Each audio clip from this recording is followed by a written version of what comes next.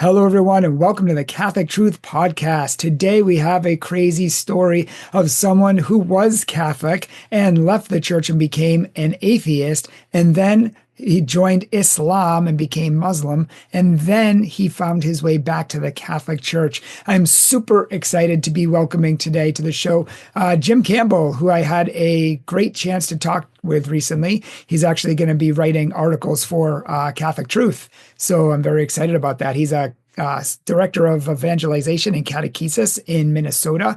He gives talks, he gives parish missions, he writes a lot. He's just an all-around good guy, good Catholic guy, and we had wonderful conversations. So, Jim, super excited that you're here to be on the show with us. I'm super excited to hear your story of going to Islam and back. So, yeah, welcome. Great. So, you were a Catholic, I'm assuming, like most Catholics, you didn't really know your faith before falling away and kind of, was your family lukewarm? Were just not into it and you just kind of fell away gradually, or did something cause you to, kind of meander over to atheism? I was I got all my sacraments on time growing up. I was part of, Irish Catholic family in New York. And yeah, it was kind of a corporate falling away. It was kind of the whole family at once. I Oh, have wow. memories as a kid of, going to mass, and this was during and also with you period of the mass. And so we would all go, the whole family get up Sunday morning, go to mass, and then just I don't know exactly when, but it was before I was 10. I just remember us not going. I guess it started as we were not going quite as often, and then we just stopped going. And I didn't know to ask why. I didn't know. So to this day, I don't think I know the reasons why we stopped going. I haven't really asked my parents, but yeah. So I don't know what it is specifically for my parents. My mom is the one who's Catholic. My dad is not a Catholic. Okay. Um, and yeah, so we all fell away. It's funny. It's probably a story that many people who are going to be listening to this can relate to. Right? It's it's kind of the tale as old as time. Had the catechism classes with the macaroni pictures and the I can't remember. I cannot for the life of me tell you almost a single thing I learned in my many years of catechism class. Um, and so yeah, and then that said, I do think that God at my baptism gave me a tremendous amount of grace and a tremendous amount. Well, obviously, they gave me a tremendous amount of grace, but as a kid, I remember like even in spite of the fact that we would come home from mass and that would be the end of it. We wouldn't really talk at home about the faith. We wouldn't, yeah, we wouldn't examine the faith. We wouldn't. I wouldn't have been able to tell you who the Immaculate Conception was about, for example. I probably thought it was about Jesus. It was a Uh, once a week thing. They sent you off, you did your duty, and then forgot about it. yep, exactly right. I mean, seriously, could you imagine if we treated school that way? All right, you had your math class once a week for an hour. Now we're never going to think about it again until next week. In Not fact, even if you acknowledge do it. think about it, you're becoming an extremist. We don't want you to do Right. that. So just, Right. Exactly right. Yeah, exactly right. It's pretty crazy. But that said, so I don't know what it was. I don't know what the impetus was, but as a kid, I was really into the faith, like as a very young boy. So I would ask questions, I would think about it very often. I would ask questions about heaven, and I would I remember asking my parents, is George Washington in heaven? Like, am I going to see George Washington in heaven? And my mom was like, yeah, sure. You're going to see George Washington, whatever. So I had these questions, right? And then it just hit me, and it probably coincides with when we stopped going to mass, stopped receiving grace altogether. Um, it just hit me when I was like 8 years old. I remember I was lying like in my bed, and I just had this sudden, almost as though from without, which in retrospect actually might tell you something, this tremendous just feeling of like, wait, what if none of this is true at all? And I remember lying there and having a lot of dread about that, but also having a lot, like almost an inevitable feeling of like, this probably isn't true. And, if at I eight heard years something old, that's now, crazy. yeah, yes. But working like in my position now with the people that I talk to now, hearing a story like that, I would probably say that sounds extremely diabolical. Sounds like diabolic activity, right?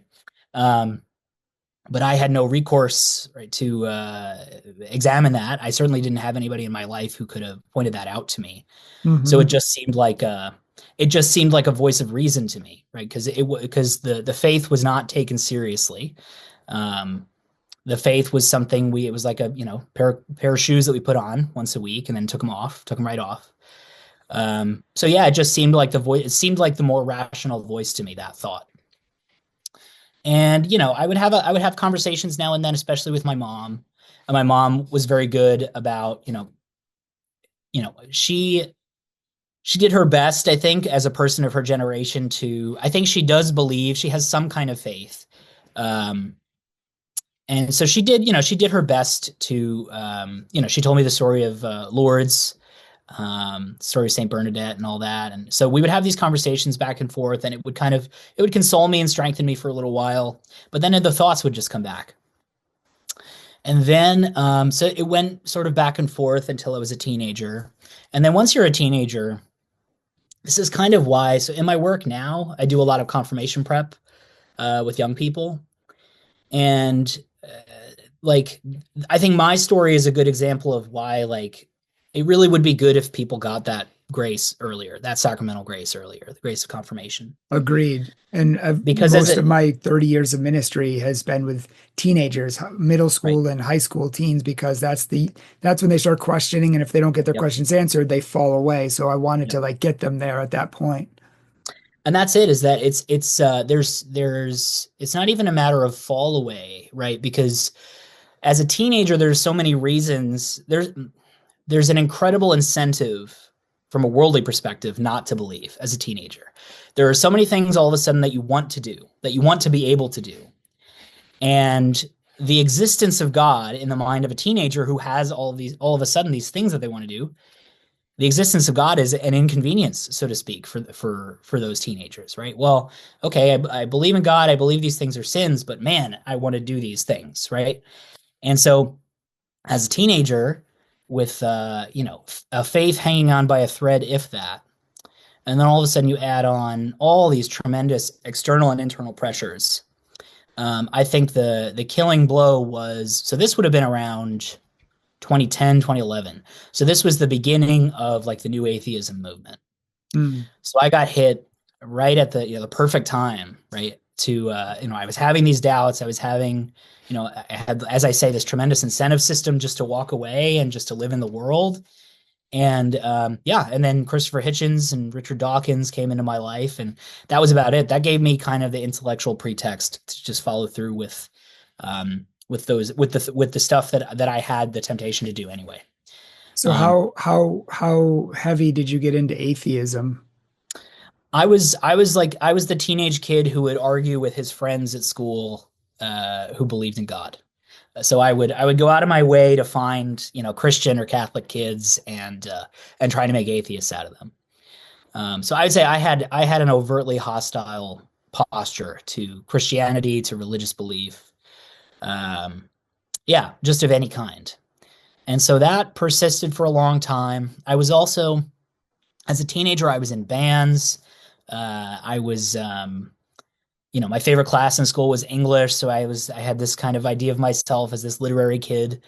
And so, I got sucked into just this industry, of, the arts, not particularly friendly to religious belief now, the literary world, not particularly friendly. And then you have, Hitchens, Dawkins. So it was just it was a perfect storm of, I was just in this, I was just within this machine of atheism, and also a machine that really kind of tries to inculcate in people like the things that 50, 60 years ago would have been considered beyond the pale degeneracy, right?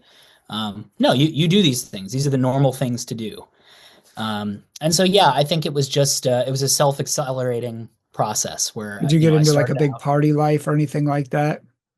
not so much the party life, but, yeah, I mean, Just not like hedonism in general. hedonism for sure. Yeah. Hedonism for sure. And, yeah, I just, I had a group of friends that were a little more hedonistic than I was, who kind of pulled me into it. So yeah, so by the end of high school, like I was using drugs. I was, yeah, listening to all this super cool edgy music and reading all these super cool edgy French authors, and I was just not, yeah, I was not in a good place by the end of high school. And providentially, actually, before that, just one more thing. One thing that's very interesting about this, I think, and I'm curious if there are other atheists who are this way, especially young atheists. Throughout this whole period, it was a vanity game for me. It was a blood sport for me to see who, like, whether I could, whether I could convert people to atheism, right? And in my head, or rather outwardly, I would have said to people, if everybody in the world was an atheist, that would be great. The world would be better off. But I think privately, I remember hearing a news story I was like maybe 17, 18. I remember hearing a news story about just like the plummeting statistics for religious belief in the West. And they were interviewing, I think it was like Penn Jillette, and he was saying, "Oh, it's great, like in a couple of years, there's just going to be nobody left who believes in God, and isn't it great?" And I remember hearing that news story. 17, 18-year-old kid hadn't stepped inside a church in years, in like half a decade at that point. It was like confirmation and then see ya. So it had been that long for me. And I remember hearing that and feeling feeling a sense of loss at that. And actually being sad by that idea. Although I myself would have I would have told myself I was an atheist. Certainly would have told everybody who would listen to me that I was an atheist. But hearing that fact, that religious belief might vanish, which obviously that was an absurd idea at the time, but I was a 17-year-old, I didn't know. That made me sad. That made me really sad. And I remember pausing and reflecting on that at the time and being like, why is that? Why does that shouldn't make me sad. But anyway, so Yeah, it's very interesting. You said you were hostile, you were all about, being better than people, Christians were stupid, but literally you had teachers who spoon fed you all that information. oh yeah. Dawkins, Hitchens, I mean, they were as hostile as they came. Yeah. Dawkins instructed his followers to go up and ask Catholics if they believed in the Eucharist. And if they said yes, then they were instructed to laugh in their face and tell them what idiots they were. I mean, literally, they talk about how we brainwash people, and that's exactly what they did to all their little cult followers. Yeah. Teenagers, college kids, super easily brainwashed people. And they had an air of, we're smart, religious people are dumb. We have facts and science, they have superstition. So anyone who's, like you, who's a deep thinker is going to gravitate toward that if you don't know better. And then, of course, you're going to want to give that away to everybody else because they don't know better. Yeah. Yeah. But so how did you get from atheism to Islam of all things? Well, I Yeah. could see the militancy in you, and Islam's kind of a militant, religion. Yeah. So the answer is a Catholic college Oh, is what brought me from atheism to Islam. So I was toward the end of high school. I was, like I said, I was playing in bands. I had a very good friend who was a bandmate of mine. And he was going to this, I'm not going to say the name just because there are people there that I like and admire, but it's a Catholic liberal arts college in sort of mid-state New York. And he was going to this school. I had also applied to this school. I got in.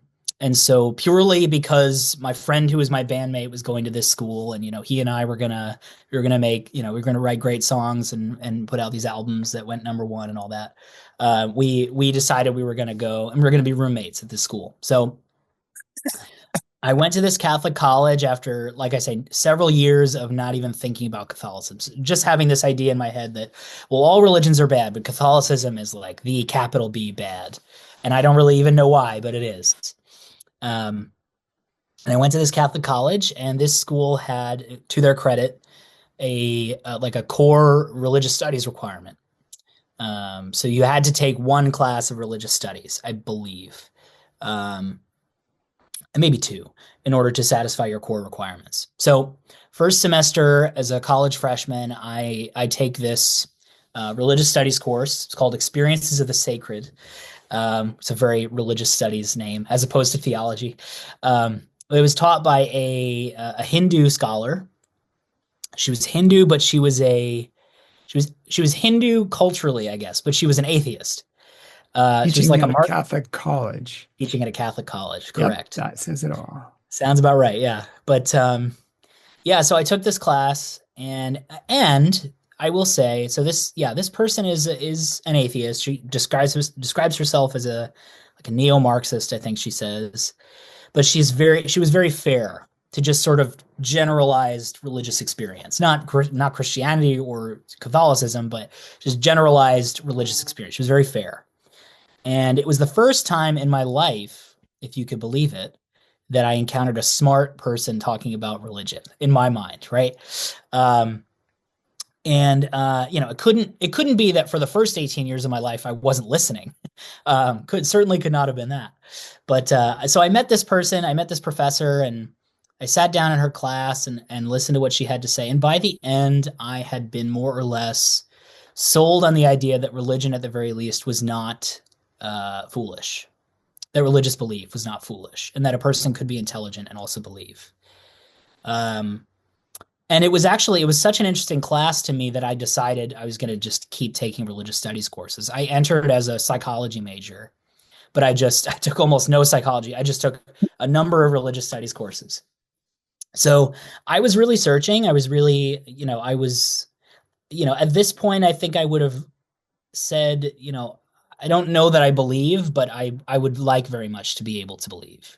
So it was maybe that seed of when I was maybe 17 or 18 of getting sad at the idea that, religious belief might go the way of the dodo, sort of maturing, right? So I'm here in college now. I'm taking these religion courses, mostly about Hinduism and Indian religion, but I'm vibing with them. I like them and I appreciate them.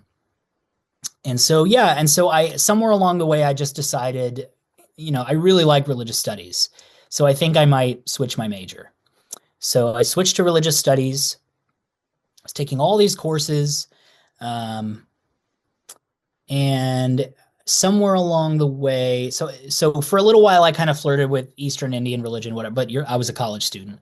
So, but then junior year, I get to my junior year and I take this course on Islam. It's just a general introduction to Islam. And it was taught by a professor who's a former member of the Nation of Islam. He's a convert to sort of mainstream Sunni Islam. He's a very compelling, sort of interesting, intelligent, and very kind person. And I still had this kind of holdover from my Hitchens days that Islam was Islam and Catholicism were maybe tied at the bottom rung for religion. So I go in here and I think that I'm going to set the record straight and talk about Islam with this professor. And he just flattened me, right? So we would have these early on, I would have these sort of little baby debates with him in the class, and he knew how to answer my objections. And so I think what it was there was this, like I said, again, this kind of perfect storm of, I was raised in New York. I was very, very politically liberal, very even more socially liberal. I had this generalized respect for religious belief.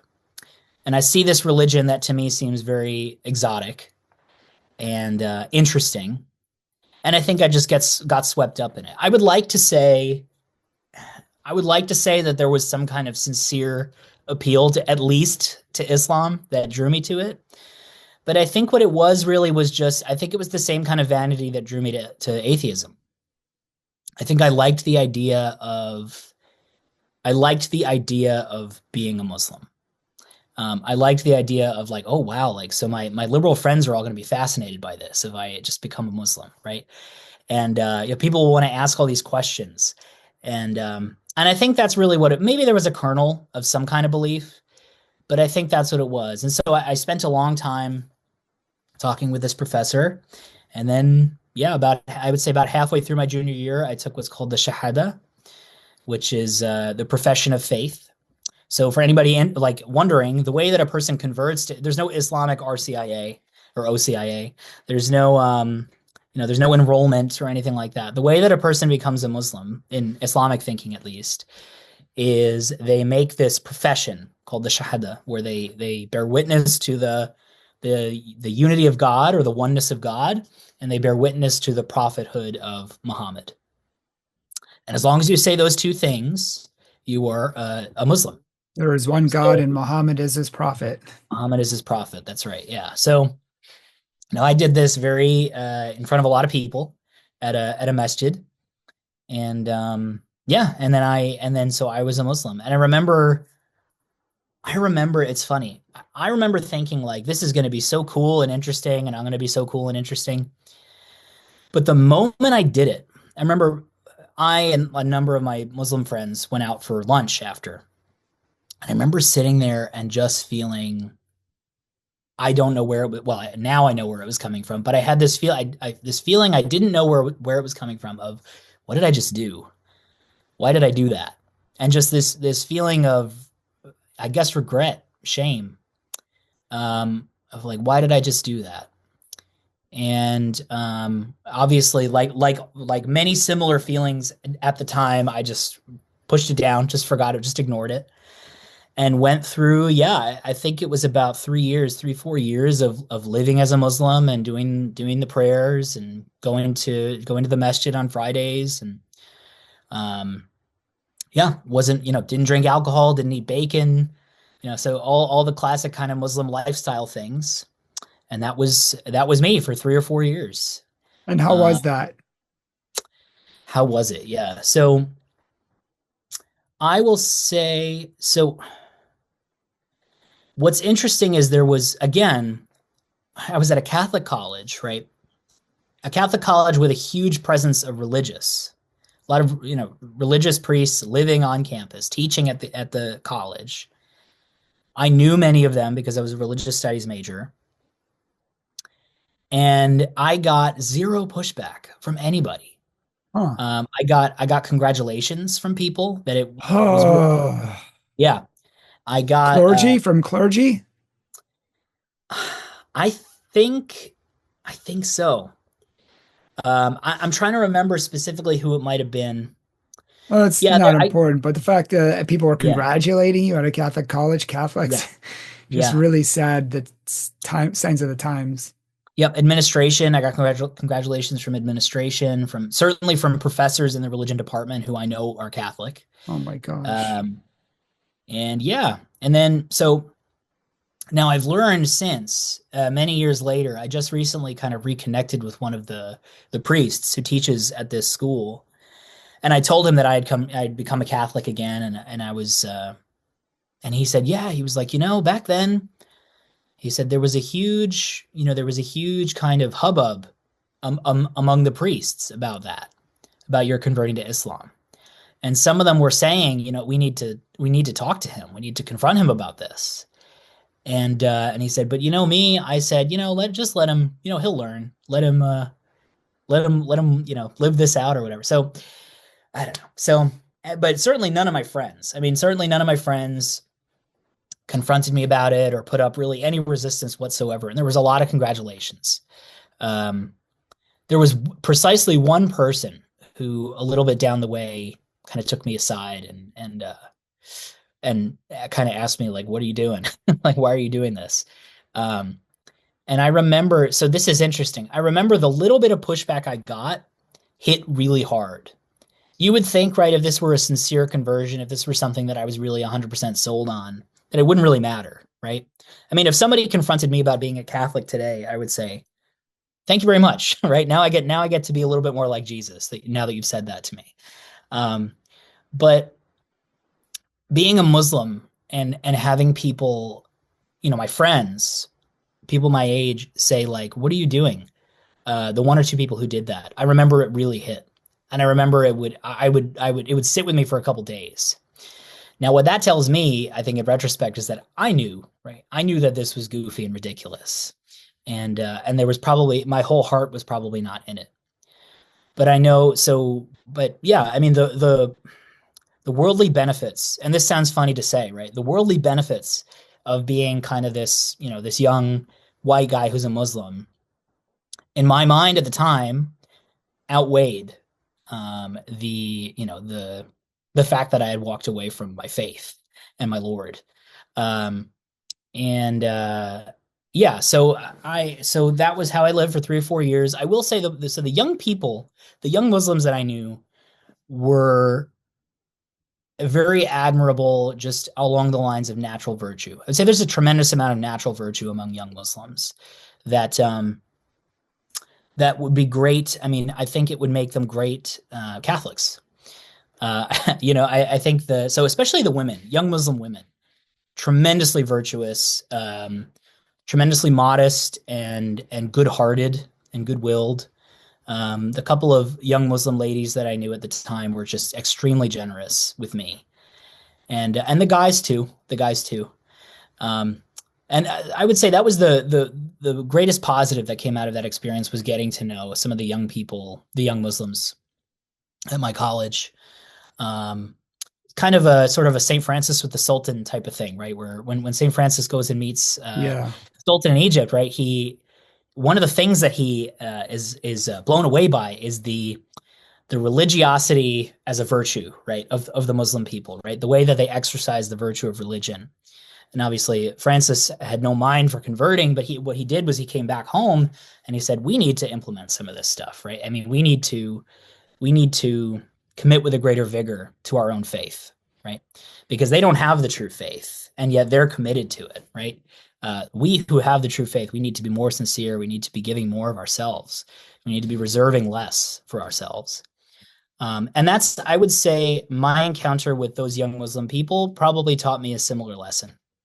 Um, And so what so led you from Islam back to Catholic? Like how did that happen? yeah, so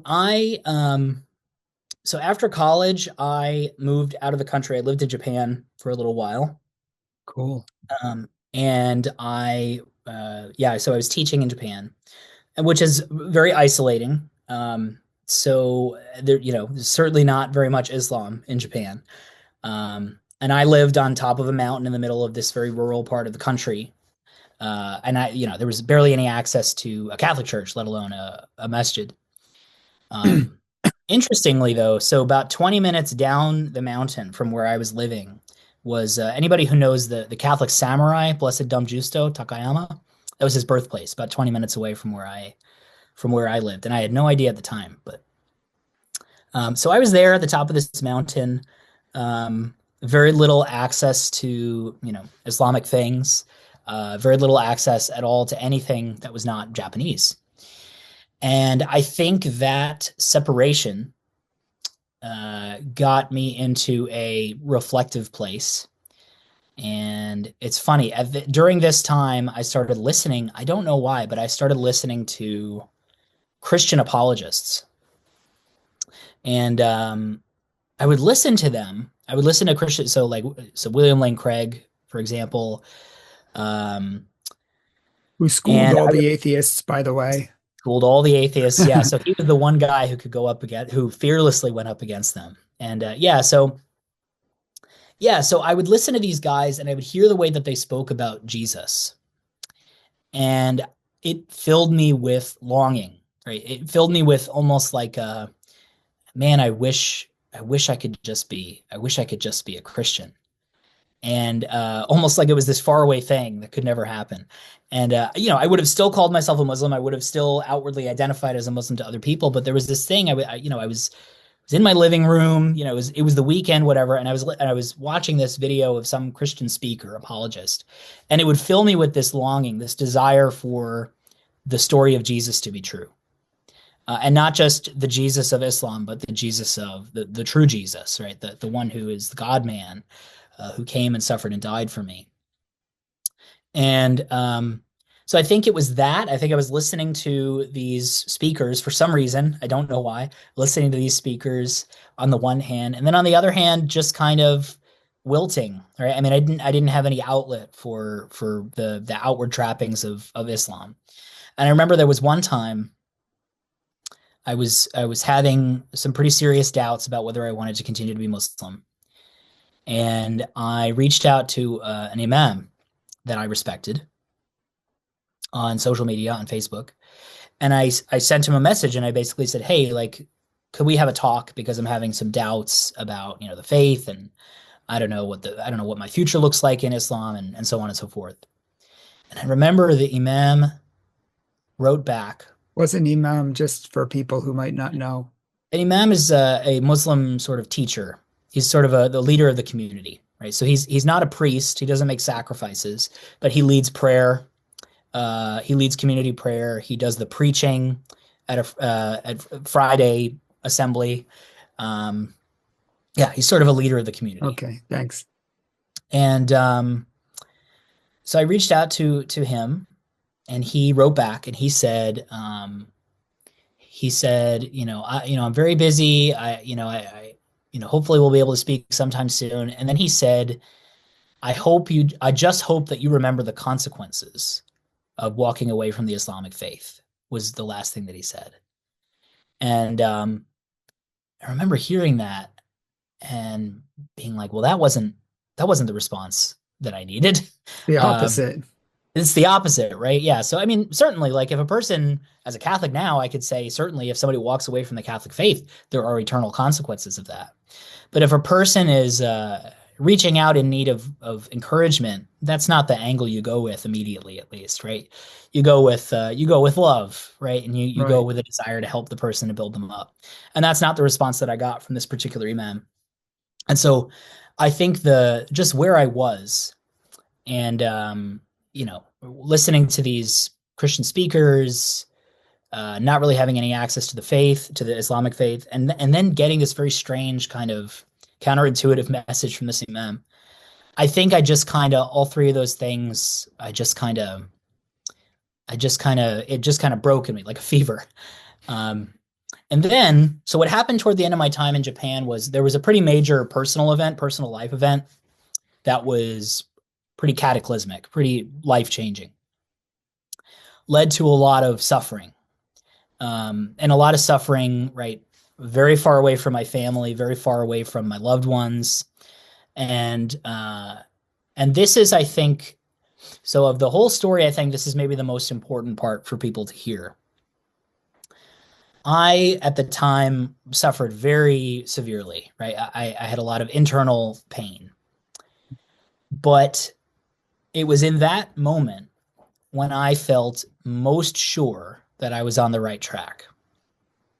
So I had been pretty sure that I was leaving Islam at the doorstep. Basically, I was like, okay, yeah, I don't think I want to do that anymore. So I don't know where I am now. This is kind of how I step forward. I don't know where I am now. I do believe in God, but I don't know what exactly that means. And then I got hit with this suffering, very good time, and I don't mean this sarcastically. It's very good timing, right? I get hit with this suffering while I'm exploring, what does it mean for me to believe in God? What does it mean for me to go forward in life, knowing that I want to believe, but not knowing where? And being alone with this suffering and having a lot of time to reflect on it, I realized that there was something in there, or someone in there, that was calling me forward through the suffering, right? And there was something. It was a time in my life when all of a sudden I didn't want to walk away from pain. I didn't want to shy away from it. I didn't want to insulate myself from it. I wanted to walk forward in it, and I wanted to bear up underneath it. And the image that naturally comes out of that, right? The image that a person is naturally drawn to in a place like that is the image of Jesus on the cross, or Jesus carrying the cross, right?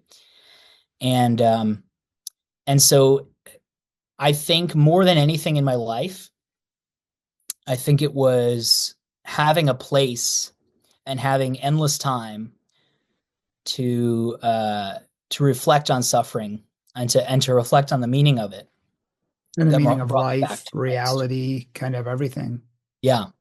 And that brought me back to Christ. And so, yeah. And so that was a pretty long, protracted process. But I got back stateside. I moved down to Georgia for a graduate program. And I remember one day I just said, it's a Sunday. I'm going to go to mass. For the So I just record, got, just before you get yeah. to that, it reminds me of The Last Samurai, when Tom Cruise gets captured by the samurais and he was an alcoholic and they locked him up in this room and tied him up where he couldn't drink and he was just screaming and having these Yeah. fits. And by the time he came out of it, he was like, he was in a country he didn't know, surrounded by his enemies, and all he had time to do was reflect and Yeah. think and consider what his life is actually about. And that's painful, but a good place to be. And it reminds me of kind of what you went through. Yes. Yes, exactly right. And what I realized probably in retrospect is that some of what I was doing was praying. Like I think I had an idea of prayer up to that point that was just kind of like, talk out loud, mostly to me, but maybe also to somebody else, and then ask for something, and then that's it. That's prayer. But yeah, I think what that point in my life, that very painful period of my life, taught me was this is what prayer is actually like. It's actually about opening your heart completely, even against tremendous resistance. This is what our Lord is doing on the cross, right? He's opening his heart and not closing it for a moment on the cross, in spite of the fact that he's just being hit with every imaginable kind of pain. Amen. Good point. Yeah. So you're And back in Georgia. back in Georgia, and so studying in a graduate program, I was teaching Japanese at UGA, and getting my first master's. And one day I'm just sitting in my apartment and I say, you know what? It's a Sunday. I'm going to go to mass. So I start going back to mass, and a little bit of time. So I'm just filled with all this kind of baggage of overly intellectualizing everything, and sort of holdovers of just very, liberal ways of thinking about things. And so it's a long time of just kind of looking almost as though through a film at the whole thing, and going to mass, and being happy that I was there, but also just kind of feeling out of place. And I remember I sat down with a priest one day, and I said to him, great priest, he's an ordinariate priest. And I sat down with him and I said, like I'm going to mass, and I'm making a good try of it, but it's just not hitting me. I'm just not feeling anything. And the priest said to me, well, he said, have you been to confession?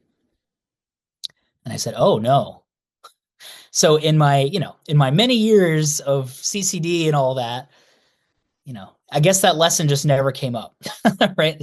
You need to go to confession, right? And so I said, oh, no, like I haven't. And he said, oh, and I remember just his eyes went wide. He goes, okay. Well, we need to make that happen. He said, you're going to take a week. You're going to do it. You're going to examine your conscience, and then we're going to sit down. You're going to do a confession with me. And I said, okay, I can do that. And then I remember I said to him, I said, I just didn't realize that apostasy was a mortal sin, Father. I said out loud to him. And he goes, well, sometimes we need to say these things out loud before we realize how silly they are.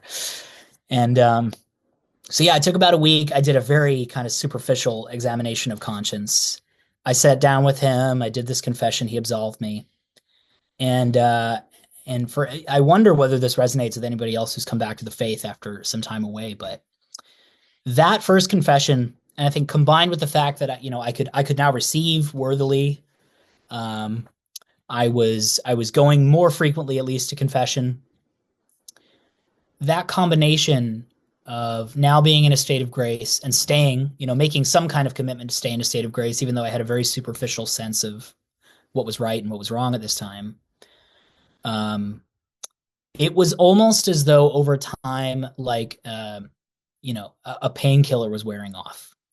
It was like coming down off of anesthesia, and all of a sudden, all of this kind of moral pain, right, of all these many, many years of living away from our Lord and ignoring him, even though he was right there, and choosing to do things my way, and choosing to do things purely because of the bearing that they would have on me, being very manipulative with people, and just all these things, just endless things. All of the moral pain and the spiritual pain that was stored up from all of that just gradually set on over the course of these couple first confessions that I was doing, these couple first good confessions. And all of a sudden I found myself in a place where I was reflecting on the last 15, 20 years of my life and saying, I barely confessed any of this. It hadn't even occurred to me up to this point that what I was doing, that all of these things I was doing were just horrible things. And so I remember I had one giant, like 30-minute long confession. I went back, I said to the priest, there's all this stuff I haven't confessed. I've been through like 5. And he was like, well, it's like, technically it's all forgiven, but it would be good. Let's just sit down and say it all. So I sat down with this priest. I had this 30-minute long confession with him. I remember I got to some of the doozies, the big stuff. And I remember I said to him, this next part's going to take a lot of love, Father, to sit through. And he said, that's okay. I'm a professional. So I go through this 30-minute confession, get to the end. He absolves me. And I remember over the next, 48 hours or so, my then fiance, now my wife, mother of my two young boys, um, gave me this prayer from St. Anthony of Padua called "Be Satisfied with Me." And I think it's nice. It's a nice prayer. Um, I think young women tend to get more out of it than young guys. But so I'm sitting there on my couch after this big confession, and I still just can't shake the feeling of shame and unworthiness and just like I've lived such a terrible life. And I was sitting there reading this prayer of St. Anthony of Padua. And I would say the moment that I became a Catholic again, in my own mind at least, was the final two lines of that. The rest of it is kind of nice, kind of sentimental stuff. The final two lines are, I am God. Wait, sorry. Know that I love you utterly. I am God, believe it and be satisfied. And I read, know that I love you utterly. And it just, for whatever reason, just smacked me in the face, just really obliterated me. And I remember I put the prayer down on my like coffee table. I got down on my knees and I just started weeping, weeping, weeping. And there was a little crucifix. It's actually right here. This is the very crucifix, this one right here that I had since college.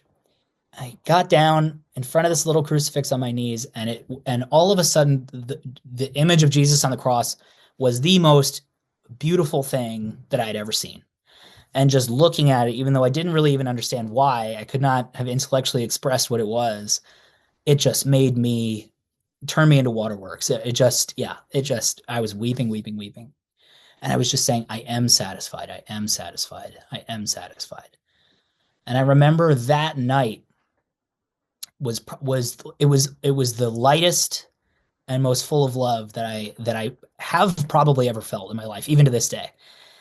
And I remember it was the easiest time I had going to sleep. I remember getting up, going to bed, and just saying, thank you, thank you, thank you, and going to bed.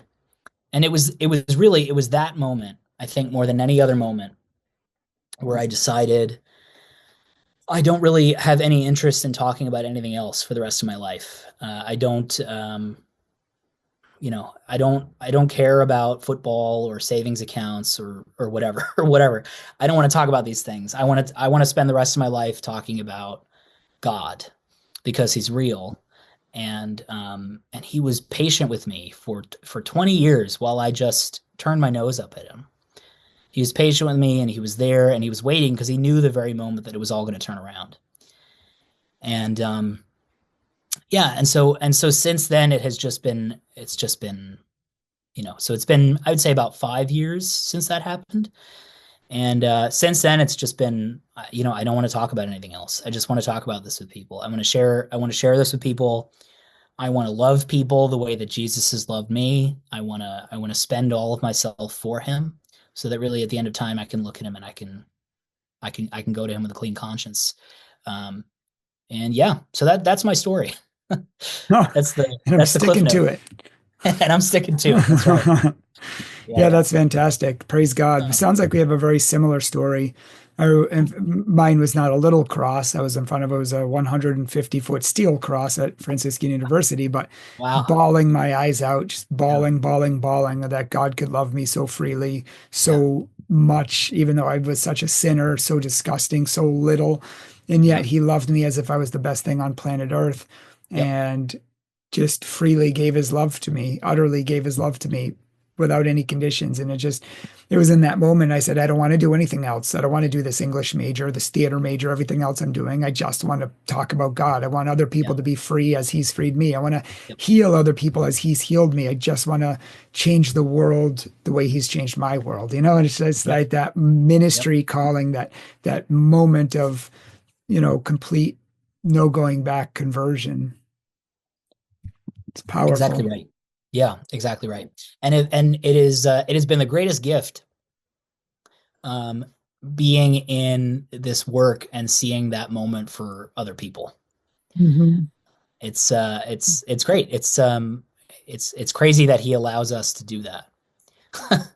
you It know, is. and that he It's arms us to do insane. it, I should say. Yeah. I mean, I have to get going now. We have to cut the show short, but I really want to thank you for sharing your wonderful story. And I just praise God for everything he's done in your life and praise God for everything that you're doing right now. Man, yeah, thank you. Yeah. And I want to It's been thank, it's been yeah, it's been a ride the last 5 years, but I would yeah, it's almost like I don't know if you would agree with me here, but it's almost as though, if I could go back and change the evil that I did, I obviously would. But if I could go back and change, you know, the suffering that produced that led me here, I don't think I would. I mean, I think no, I think that was worth it I for the have to work have I'm that. able to do now. Yeah, 100%. And I experienced that deep, horrible, horrible, never want to experience that suffering again, but yet loved every minute of it once because it brought me so close to God.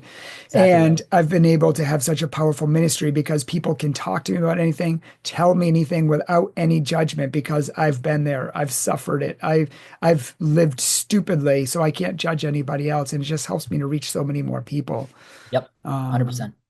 but yeah, no, let's do another show because we'll just keep Let's going do and it. going and going. And I just love this. I love Yeah, this back and forth.